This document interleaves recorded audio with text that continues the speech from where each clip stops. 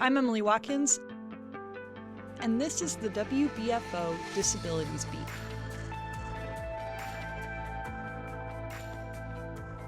New York State's deadline to approve the 2025 budget is less than a week away. While the budget may seem like a complicated, bureaucratic process, what's ultimately decided on in the coming days has a real impact on the daily lives of thousands of New Yorkers with disabilities. One of them is James Jimmy Catalano.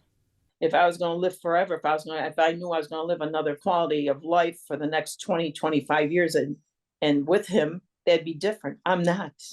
That's James's mother, Barbara. James is 49 years old and has several disabilities. As a child, James was institutionalized because of his schizophrenia. But Barbara fought for James to be transferred to the National Institutes of Health, and they were able to develop a treatment plan that could help him live outside of a hospital. And the introduction of the medication clozapine, an antipsychotic for treatment-resistant schizophrenia, changed his and his family's life. He was able to come home, and he went to a high school again, and to a small setting high school, to a BOCES program. But clozapine puts you at higher risk of neutropenia, a drop in a certain type of white blood cells that fight infection. The Catalanos were told that James could not get sick while on this medication, or they'd have to discontinue it. And when James did get sick, he lost access to his medication. Without it, he was re-institutionalized as a young adult, this time at the West Seneca Developmental Center on East and West Road. And again, Barbara fought, this time for the NIH to try the medication once more, cautiously, so he could have a chance at living in the community again. And it worked. And he was able to walk out again out of an institution. But they told me then, you've got to be very, very careful now, because we know now that he's very compromised, that once he gets these viruses, it could send his whole regiment off, and he can go into this neutropenia again, and things have to be different. At this point, it was the early 2000s, when New York State was moving towards a system of independent living through group homes and in-home supports. He came back to New York State, and they awarded him a group home, and they awarded him this 3-bedroom group home in Englewood, New York, at 51 Pleasant. They added 2 more clients to it so that he wouldn't be alone. He was very successful there for 23 years. Anne-Marie Tibbiness, his sister, explains that the home was his, built around his needs, his goals, his life. Staff understood him and his health precautions. He was able to get small setting tutoring and catch up on the school he missed as a child. And we worked very hard to achieve that group home to where it was. And that's what his day would look like. It was very self-centered. It was person-centered. That was truly a person-centered programming. That person-centered care is how the independent living system was supposed to function. But not everyone who left institutions found the same success in the community as James. Michael Rembis is a historian who researches institutions and has been documenting an oral history of the West Seneca Developmental Center at the University at Buffalo. And I think people generally were very excited about moving into the community, although deeply, in some cases, disappointed that there was a kind of lack of critical resources that would enable them to really thrive in the community, a lack of the supports that they needed, not only in their daily lives and their daily care, but also in terms of kind of community level supports, transportation, entertainment, access to healthy food, and these kinds of things.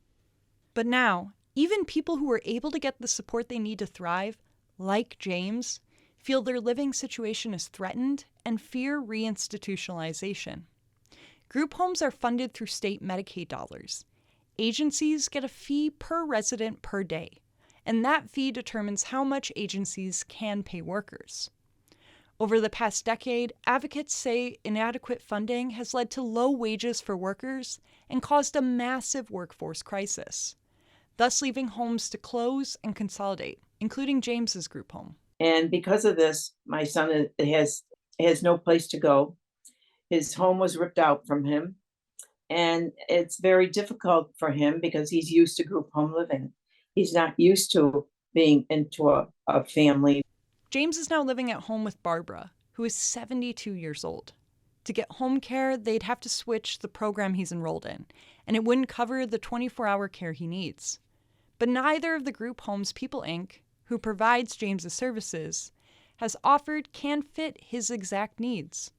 I reached out to Anne McCaffrey, the CEO of People Inc. She says that while they can't comment on specific situations, she says they closed 2 group homes in rural areas because finding and retaining staff is difficult, especially in areas with smaller populations.